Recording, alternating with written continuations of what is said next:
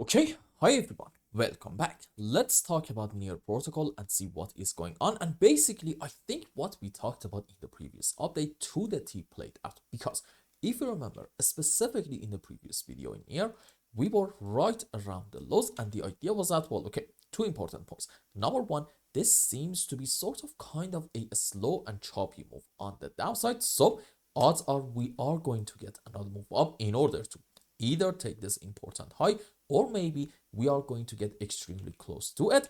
And point number two, the overall structures, for the reasons that we talked about in the previous update in here, were actually sort of kind of bearish. And the main reason for that, if you remember, specifically came down to this important low about, let's say, 94.67 cents.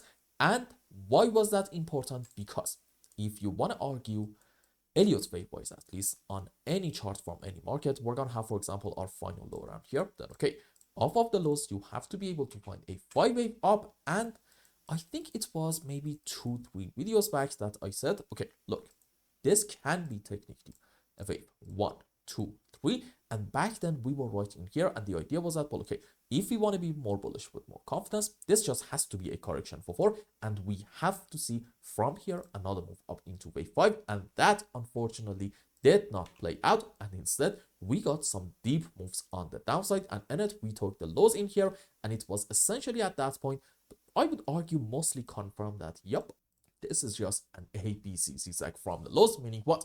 Odds are in Near Protocol, maybe the final low is not in yet. And one way or there's a very high chance that at one point, maybe from here or maybe from a bit higher, we are going to get a bit of a move on the downside in order to either take the lowest low in here about, let's say, 84.5 cents, or at best, again, this is important, at best we are going to get extremely close to it, and essentially this is going to be some sort of a truncated final wave on the downside. And then fair enough, we can have a very strong bounce back and change the whole midterm downtrend. Now, what is going on in this area?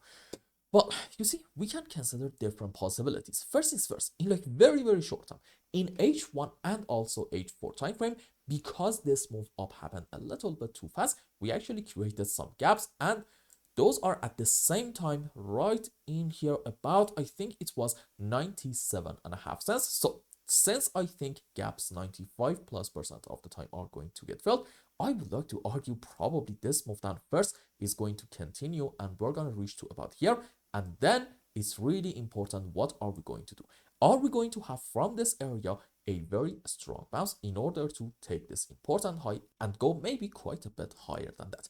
If we are going to do something like this, I need you to still be quite careful, because again, this might be just part of a bearish possibility, suggesting in here we're just having an ABC on the upside, and in case of a zigzag, you know it, we're gonna have 5 up into a correction for B. In this instance, let's call this an ABC, and then another 5 wave on the upside into wave C. Now let's go on the live chart and see what is going on right in here. So I guess there is a chance that in here, this is a wave 1, correction for 2, and then probably something like a 1, 2, 3, 4, 5 to about here into wave 3, running flat for 4, and then another move on the upside into wave 5. And on a higher degree, maybe this is going to be into an A-leg correction for wave B, which again, one likely target for it can be reaching to about this important gap and filling it, and then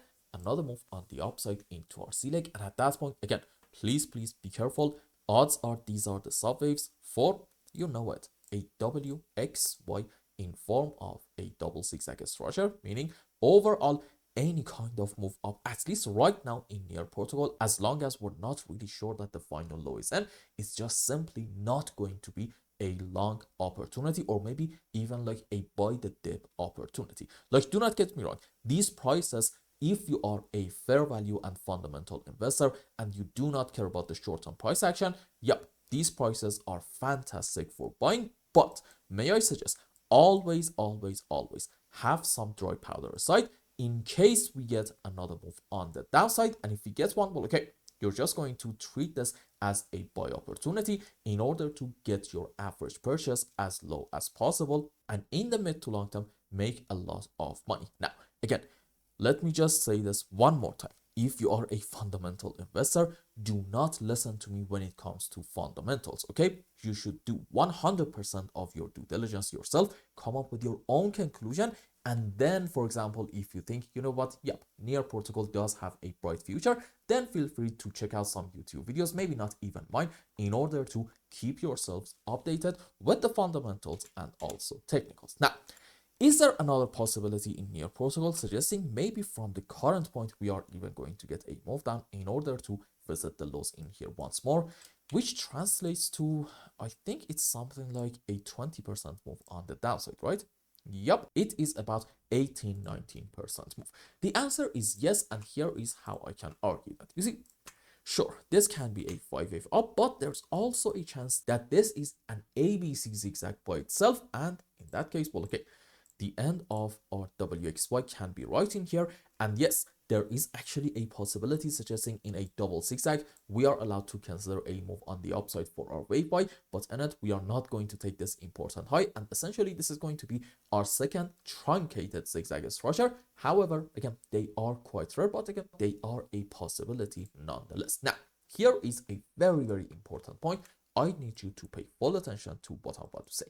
In case in here we continue our move down from the current point, which I do think we are going to do that, but in case, if in this move we're going to get to about here and take this important low about 93.5 cents, at that point be careful, because odds are, yep, this bearish count is confirmed and our move down is going to continue and we are going to visit the lows. So in other words, let's have our final conclusion.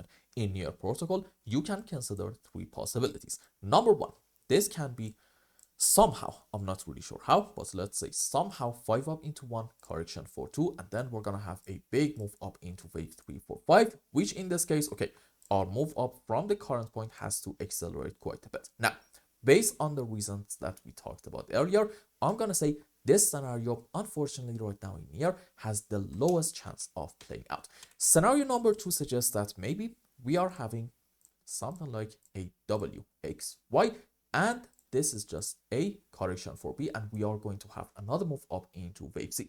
This scenario actually does have a decent chance of playing out, and the other count is actually quite similar to this one, except it is suggesting the end of our wave Y is right in here.